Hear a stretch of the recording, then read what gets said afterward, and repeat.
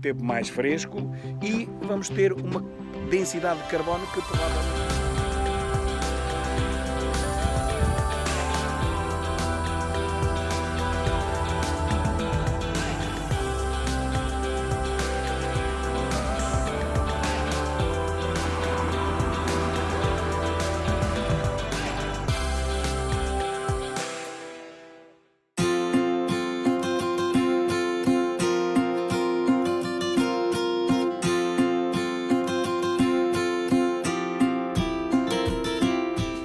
Meus caros, aqui à frente de uma pedreira de xisto, onde se vê claramente que a natureza não quer saber da humanidade para nada. Quando se diz, temos que proteger a natureza, porque temos que proteger o planeta ficará cá mais 5 mil milhões de anos depois de nós termos ido embora, meus caros.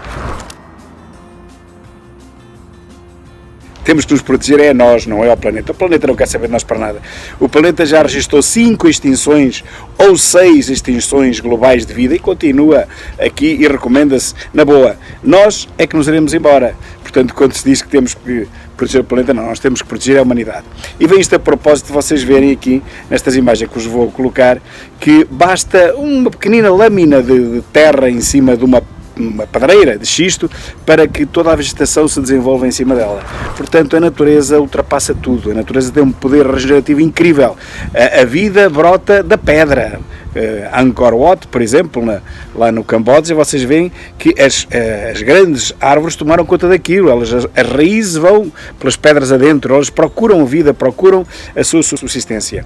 Só a humanidade é que parece que não procura a sua, porque empenha tudo em nome de ideologias doidas que falta provar, como esta das alterações bimbáticas, etc.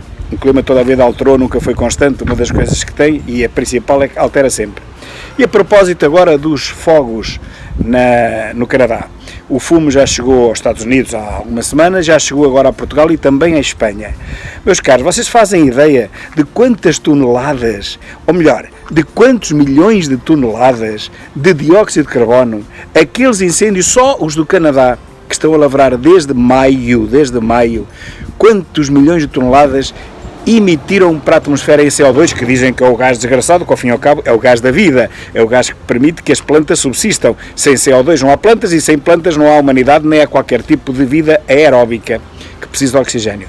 Mas aqueles incêndios, são 250 e tal, que estão a lavrar desde maio, segundo alguns especialistas, também não sei como é que eles fizeram as contas, diz a Google que já libertaram mais de 600 milhões de toneladas para a atmosfera. Imaginem.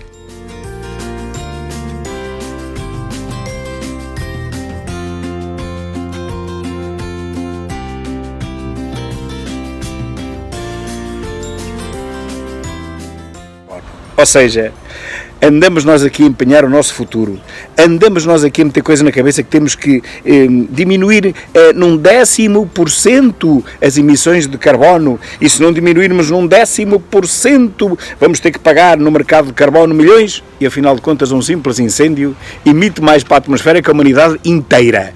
Como é que é possível que os cientistas continuem a ignorar isto? Não podem ignorar. Isto é um elefante que entrou numa loja de cristais. Andamos aqui aflitos com as formigas, com os insetos, e depois temos um elefante destes a dar cabo de tudo. Se é verdade a hipótese do CO2 causar efeito de estufa e aumentar a temperatura da atmosfera, então nós dentro de dias vamos ter um calor que morremos todos assados. Pois não, meus caros, é exatamente ao contrário.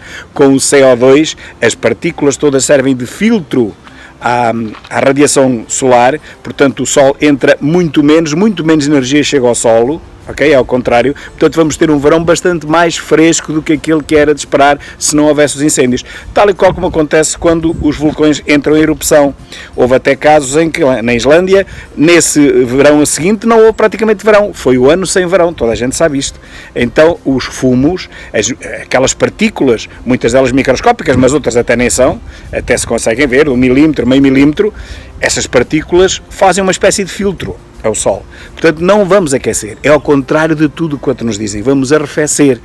Quanto mais fumo houver na atmosfera, menos os raios solares incidem, mais fresco fica a temperatura. E, para além disso, esses bilhões de partículazinhas por metro cúbico que estão agora suspensas na atmosfera fruto dos incêndios, também congregam e potenciam a captação e a formação de nuvens, que também são outro filtro muito importante, um filtro solar tão importante como a chuva, como as partículas de carbono. Portanto, o que nós vamos ter é mais frio, um tempo mais fresco, e vamos ter uma densidade de carbono que provavelmente no Canadá decuplicará. Se decuplicar, ou seja, multiplicar por 10, então os cientistas têm que explicar porque é que o tempo lá não aquece e, pelo contrário, está a arrefecer e vai arrefecer imenso. Têm que explicar isso aos cientistas ecos.